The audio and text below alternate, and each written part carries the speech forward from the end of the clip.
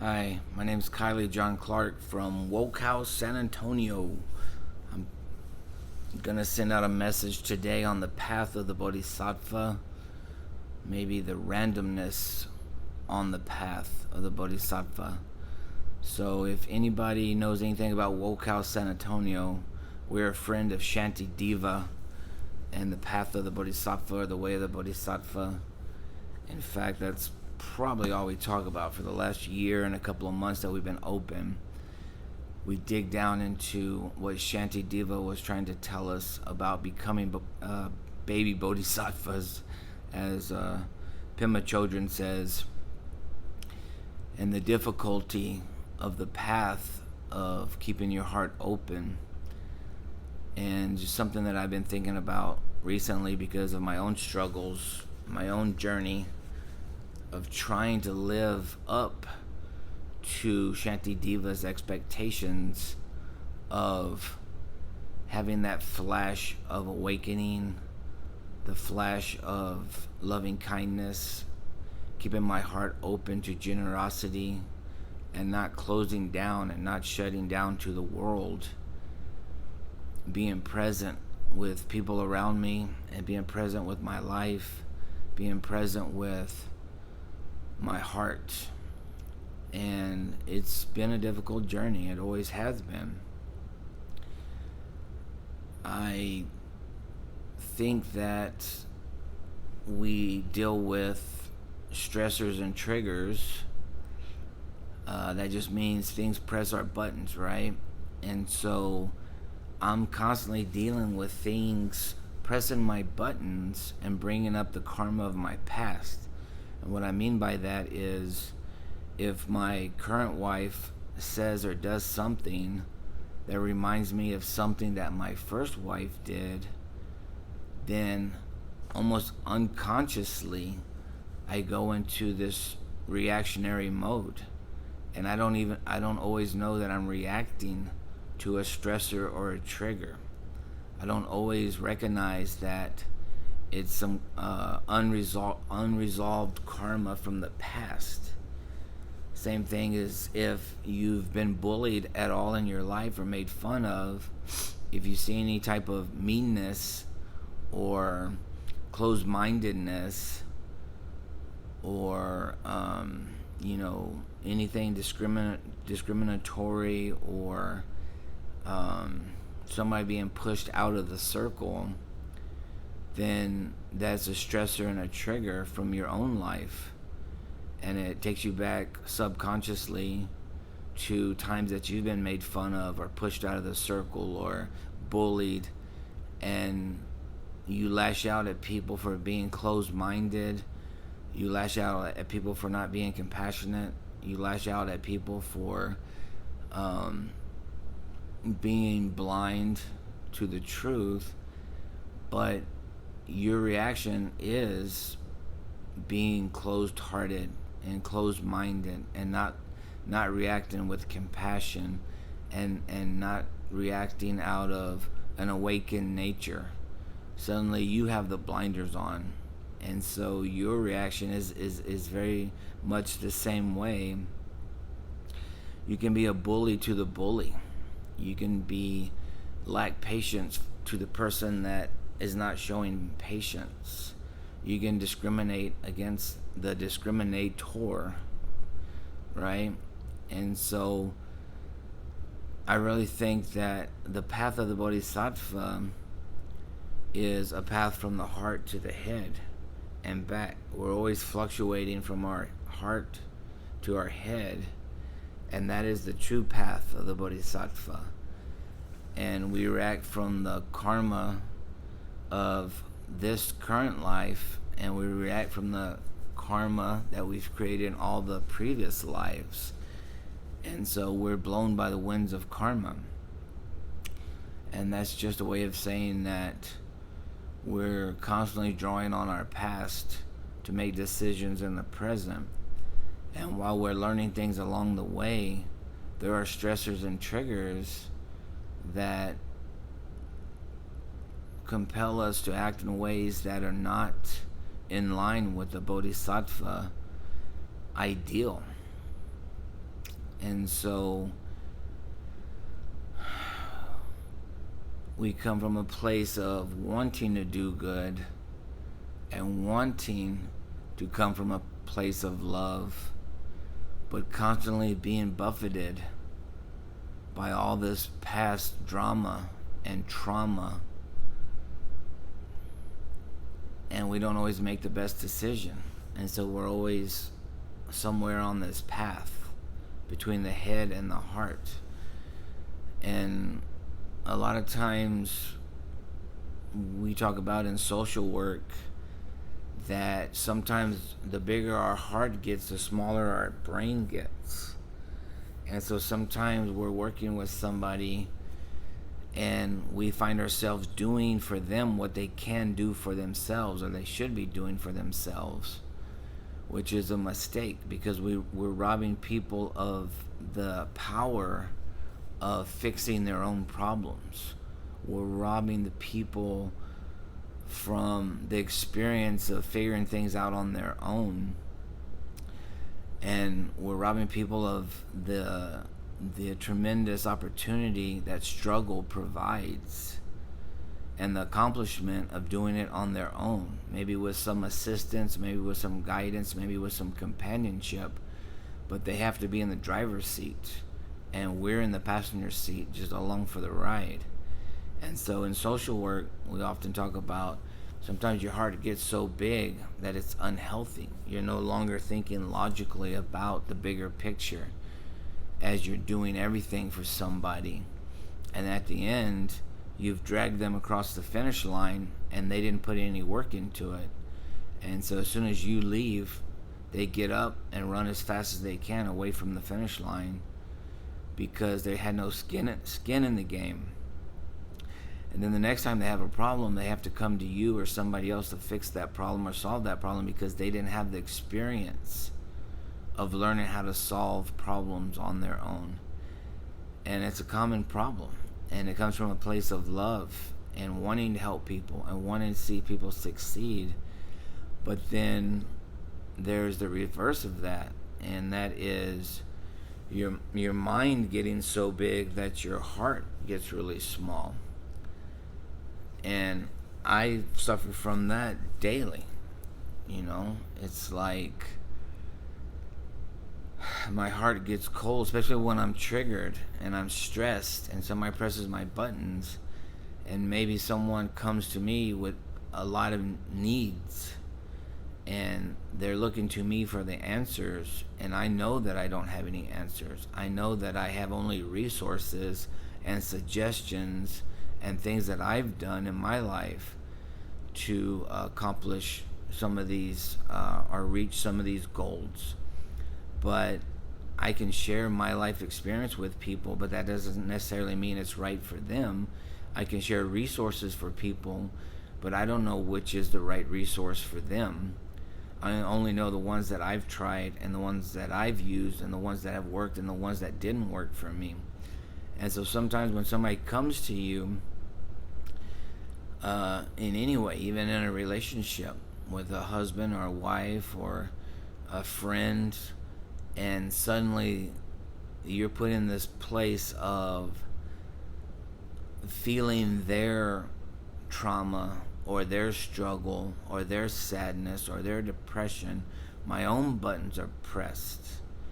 And then I'm reacting out of a place of my past traumas and my past karma. And my heart starts closing, and I think, I don't know what to do. I don't even want to be in this situation. And so to be able to sit in the uncomfortability of that situation is often difficult. And in the world that we're going through now, with all the struggles in our society, the pandemic and the protests and the changing atmosphere, and the thing is polarized between the right and the left, and we're all struggling to understand this. And if you're on the Bodhisattva path, you're trying to think about, what should I be doing to help the world? And often you look out at the news and you want to pick up the world like a crying baby, like a mother picks up a crying baby, and show it love and kindness and spread friendliness and acceptance. But then you start feeling triggered by certain people that you don't feel are living up to those values, and then you jump right into anger and frustration and not knowing and refusing to see another person's viewpoint, and then you go on the attack because you want to close down, and you don't want to be in the situation, and you don't know how to handle it always, and so you're fluctuating where your your heart gets really small and your brain starts getting big, like oh my god, like and on a personal note, you might start thinking, well, what about my needs? What about what about my happiness? What about me finding a place to hide from all of this pain and suffering? And how can I get out of this situation? What is the easiest, fastest way to avoid any further suffering for myself? And then you start thinking, well, what about the people just that think like me and have viewpoints like me? How is the softest, easiest way for us to escape from those that don't believe the way we believe or see the world the way that we see the world? And once again, you're like trying to make a small boat, a small fast boat for you and yours and the people that see things the way you do, to find liberation. But the Bodhisattva path, the Mahayana path in Buddhism, is a big boat. It encompasses everyone, the people that agree with us and the people that disagree with us, the people that hate us and spit on us, and the people that love us and hold us up and venerate us. And so having that big heart and holding it open through all the uncomfortable, weird, strange, funky things that people say and do is hard, because once again, we have only our past to draw from, and we're pressed, all these buttons are pressed, and we're triggered and we're stressed, and it's not always easy to come from that place of love. So let's look at The Way of the Bodhisattva by Shantideva and see what Shantideva says. He says, although for the benefit of every creature countless Buddhas have passed by, I was not an object of their care because of my own mistakes. So Shantideva is saying, because of this hard heart, because of this closed heart in all these previous lives, we've always reacted out of anger and ignorance and frustration. And therefore, when a Buddha arose in India, I was in China. I was born in China and didn't hear the good news. And therefore, the Buddha's care was not for me at that time, because of my past actions caused me to be born in China instead of India, where I could have heard the message. And then when Buddhism or the Dharma or the teachings came to China, I was born in Japan, and I did not hear the teachings of loving kindness and generosity and breaking the cycle of actions that would cause me to have a better life. I did not know. I was born in ignorance in Japan. And when the Dharma or the teachings or a great Bodhisattva arose in Japan, I was maybe in a small village in Iceland, and a Buddhist teacher was passing through a village several miles away, and I missed it. And they moved on through, and I never did hear the message of breaking the cycle of rebirth. Never hearing that there was even a such thing as rebirth, and that my actions are causing the very karma that's going to blow me into my next life, where I will not be under the care of a Buddha, and I'll never hear the message of liberation. And if I continue like this, again and again shall I undergo suffering in unhappy realms, sickness, bondage, laceration, and the shedding of blood. So if I continue acting like this, if I continue coming from a logical perspective, what's best for me, what's best for mine, what's my happiness, my selfishness, and being in a place of ignorance and not moving down to the heart, where I think of what's best for everyone, those that agree with me and those that also disagree with me, those that have triggered me and the people that I have triggered. If I can't stand back and see the bigger picture, then my future is only more suffering, only more sickness, only more bondage, the lacerations, the shedding of blood, the shedding of bodies, the being born again and again in unfruitful realms where I can't follow the Dharma. If the arising of a Tathagata, or the rising of a Buddha, faith, the attainment of a human body, and my being fit to cultivate this virtue, if they are scarce, when and how can they ever be won again? So if I'm living in this time where I've heard of the Buddhist teachings, I'm in a place where I can believe whatever I want to believe, and I can attract people into my life that also follow the Dharma and are also struggling baby bodhisattvas. If I can draw together a place like Woke House where we can discuss seeing the bigger picture and coming from a place of big-heartedness or open-heartedness, and I can go to any library, any bookstore, I can go on the internet and watch any video or order any book on the Dharma and the teachings, and travel all over the world and sit under any teacher that I want, and constantly hear the Dharma, the Buddhist teachings, and learn how to get off the wheel of rebirth and suffering. If I don't utilize that now, how could it ever be won again? If I choose to live out of ignorance, if I choose to live out of selfishness and hatred, how could I ever have a birth like this again?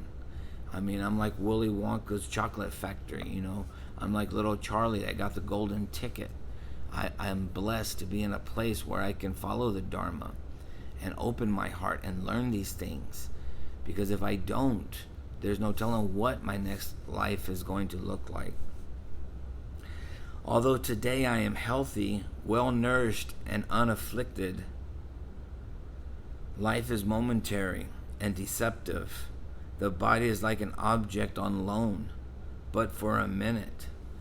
How well we know this now with the COVID. People dying all around us. People that were healthy and strong yesterday are now wearing ventilators and being intubated and put in oxygen tents and dying. People that were strong and healthy and had their whole life ahead of them. What have you look back and say in the hospital bed, what have I done right? What have I done with the life that I was given? Did I live in love, or did I spread hate? Did I spread kindness and generosity and compassion? And did I promote the Buddhist teachings? Did I tell other people that liberation is possible? And did I seek liberation for myself so that one day I too can be a Buddha and help the world? Did I live as a Bodhisattva, or did I miss it once again? Once again, I was given a human body and a perfect path, and I, because of suffering and ignorance and past karmas and reacting to my triggers and stressors, I blew it again. With behavior such as this, I shall not win a human body again. And if this human form is not attained, there will be solely wrongdoing and no virtue created in the future. With behavior such as this, Kylie, Shanti Diva did everything but put my name in the book. Thank you for that. With behavior like this, Kylie, you shall not win a human body again. And without a human body,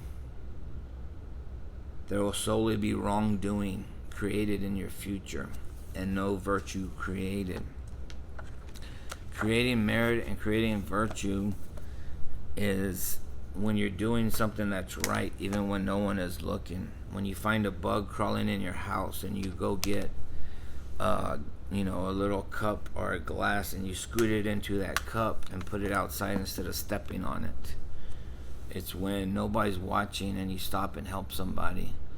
It's when you tip somebody more than you have to. It's when somebody's on the side of the road and you go all the way down to the turnaround and it's inconvenient to get on the other side of the highway, and you go around, you make the other turnaround, and you come by and you pull over and you ask them if they're okay, and they say, no, it's okay, my tow truck is coming, or my brother's coming, or somebody's on their way, thank you for stopping. And you think to yourself, why did I even make the whole turnaround? But it's the fact that you did that without anybody looking, and somehow in some way there's somebody keeping score of that. Not somebody, but it's like karma is keeping score of that, if it's come from a genuinely good place in your heart.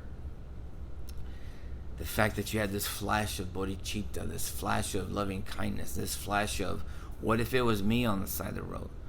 Or what if it was me working behind the counter? Or what if it was me?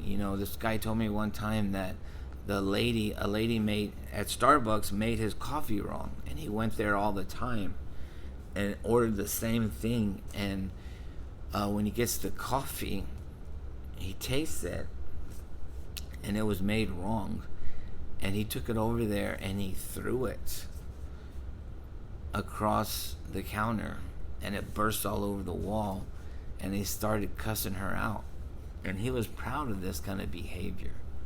Now, there were some other stressors and issues in this person's life that was much bigger. Some underlying things that probably he needed to consult a doctor, therapist, psychiatrist, and other professionals about. But the fact that in that moment, when he told me the story, he had just come from there, and he was still upset, and he was still cussing, and he was still yelling, and he was thinking that he had done the right thing by throwing the coffee across the room. And in my heart, it broke for the person that made that coffee, because I've been there. I've made mistakes. I've been trying to do my best. I've been in a hurry. I've tried to provide services for people, only for them to accuse me of not doing my best, and being terrified by their reaction of being angry and cussing and mad. And so I've been on the receiving end of those things. And this was probably some kid, maybe might even been her first job. She might have been anxious all day trying to learn and figure out how to do these things, and then have an adult male throw a coffee at her, a hot coffee, and curse her out for not getting it right, like she's supposed to remember everybody's order every day and know how to make everything perfectly. Then I was, by his story, I was traumatized, and I reacted out of fear and ignorance and bias and a closed heart, and I started arguing with him about how terrible that was. And so again, I'm treating him the way that he treated that girl in Starbucks, because I'm fluctuating between my head and my heart. My heart's going, whoa, hey, oh, hey, how you doing, man? I'm here to help you. Oh, what did you just do? You threw coffee across the room? You acted out in anger in a Starbucks? Well, you're an a-hole. You're a jerk. I don't want to work with you. I want to be here right now. I don't want to deal with this. And then, oh my God, this guy has some emotional issues. This person's on medication. I'm trying to help this person find a psychiatrist. I'm trying to help this person find a case manager and get back on medication and get back, out of homelessness and find housing. And my brain starts getting smaller and my heart starts opening up, and like, of course this person reacted in this way because all the triggers and stressors and turmoil that they're going through in their life. And so it's like whoop whoop whoop whoop, and I'm fluctuating on this path. The only path that a bodhisattva has is not from here to Tibet, not from here to find a spiritual teacher, not from here to the next retreat, not from here to a 10-day silence retreat, not from here to Japan or China or a monastery or anything like that. Not on the path of becoming a monk or studying under a certain guru or going to a certain ashram. That all of those things might be a part of the path, but the real path of a bodhisattva is from here to here, and from here to here, back and forth, and it goes up and it goes down, and it's like a spectrum of how much loving kindness and compassion can we show the world, how much loving kindness and compassion can we show ourselves, how much loving kindness and compassion can we show the people that disagree with us and the people that do agree with us. And on it goes. Sometimes the best thing you can do is show yourself love and then love the person that you're with. Your partner, your friend, your coworkers, and then like throwing a pebble into the pond, if you can show love to yourself, limitless,